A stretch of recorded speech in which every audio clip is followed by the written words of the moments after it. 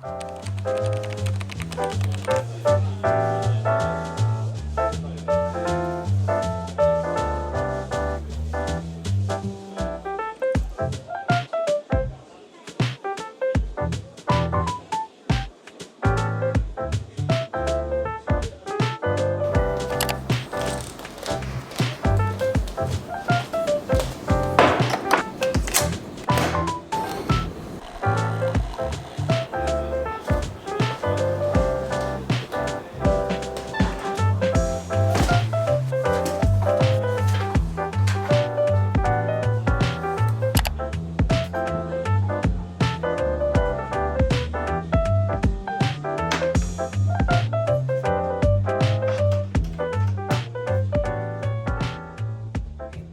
guys, and welcome back to another video. If you guys are new here, my name is Kat.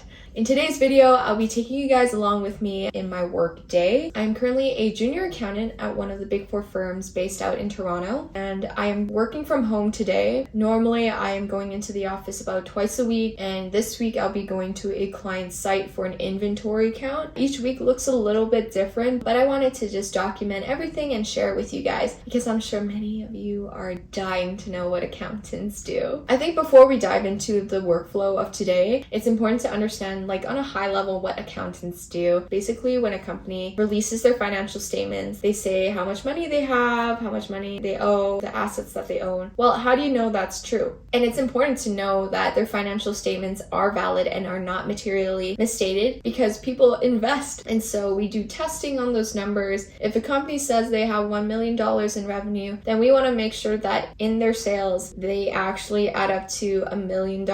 We don't guarantee absolute absence of material misstatements because to say that they're absolutely free, that means we had to do 100% testing on every single transaction. That is just not feasible when you're serving many different clients and also the volume of transactions we now have because of digitalization, globalization. But anyways, that is just a little bit as to what auditors do. We are really kind of like the backbone of the economy, but people don't see us as that. They're just like, you're auditors. So annoying. Now that you have an idea of what auditors do, I can now talk a little bit more in depth as to what my workflow is going to look like and what my specific tasks are going to be today. So currently I am on a client in an interim period. Our year-end audit is going to begin at the beginning of January after their December 31st. So right now I am receiving client evidence from their transactions from earlier this year and preparing working papers. So when time comes when it's year-end audit, all we have to do is fill in the gap from September 30th to December 31st. So that really does minimize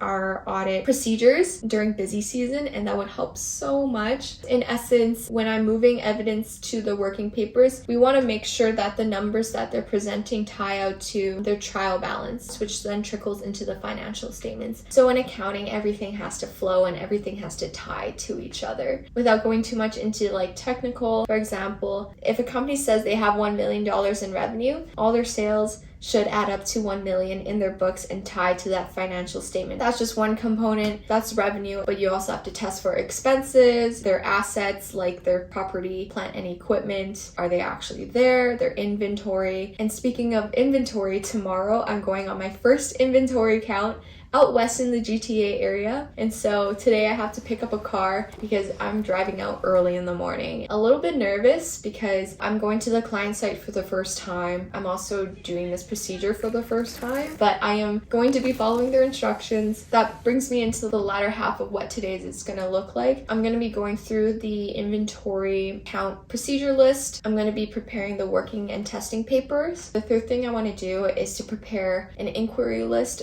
for the client. Some common questions that you might ask clients includes, what do you do with obsolete inventory? How do you ensure that your items are not double counted? But I just need to make sure I write it down so I don't forget. In the moment, there's so many things going on, you might forget a question. I will give a little desk setup tour because honestly, your work from home setup really makes it or breaks it, at least with my productivity and my ability to focus.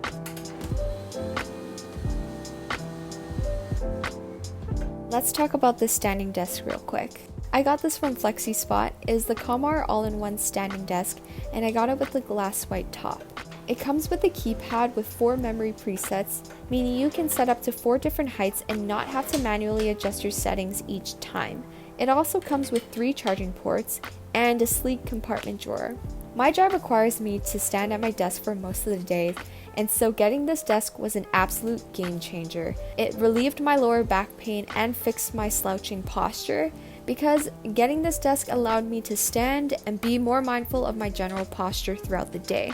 And so if you would like to get this standing desk, you can get $15 off your next purchase using my link down in the description box below. You will not regret getting this fantastic ergonomic setup.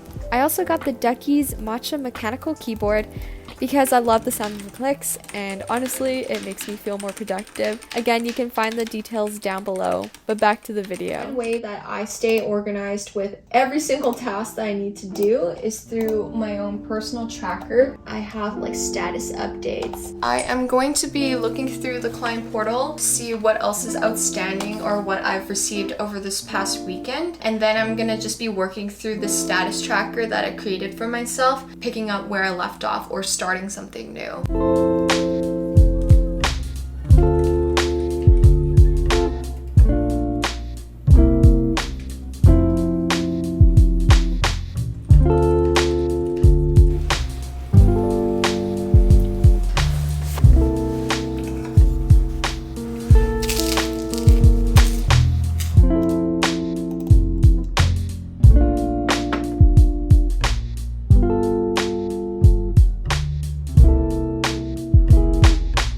So time check, it is currently 2:30 p.m. I took maybe like a 20-minute lunch break today.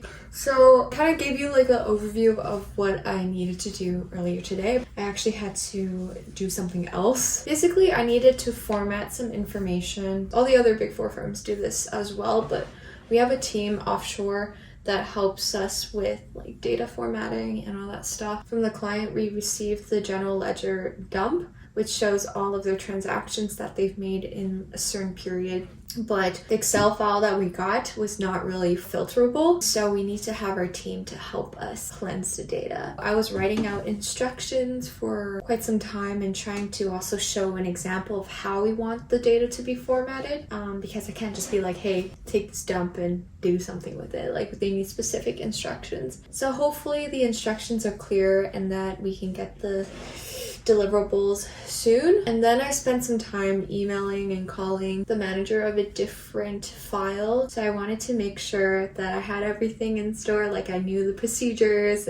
Sent an email out to the client to make sure like, hey, they're ready for me tomorrow. I'm gonna go back to my tracker to see what I need to finish up. There's a lot I need to do. However many samples you have from each section. Okay.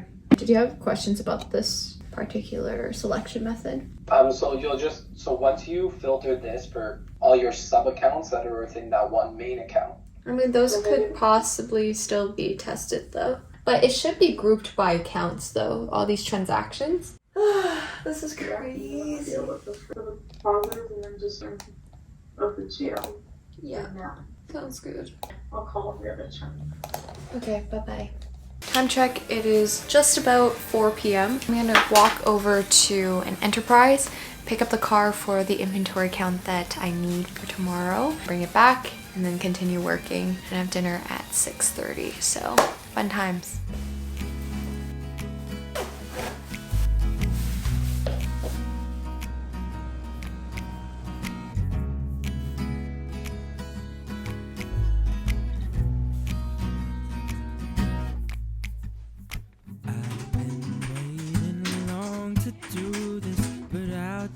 Fall for your influence, 'cause girl, you make my shooting stars alive.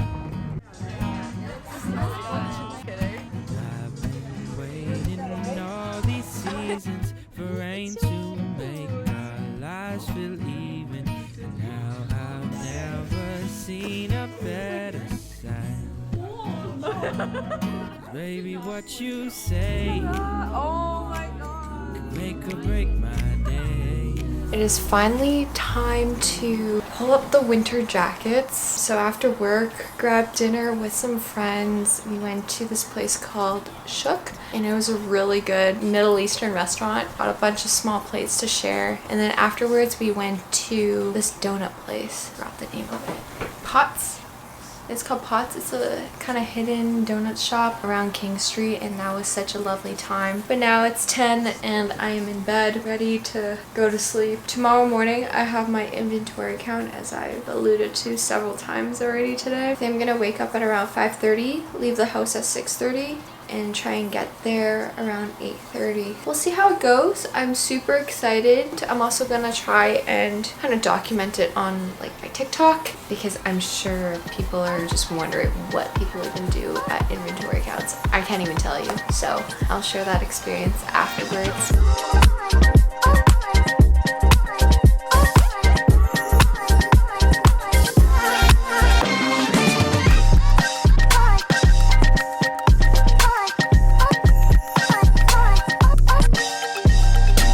Breaking out like crazy these days. I think I need to eat a little bit better, more balanced, but we will see. I'm excited to take you guys along tomorrow. So, good night.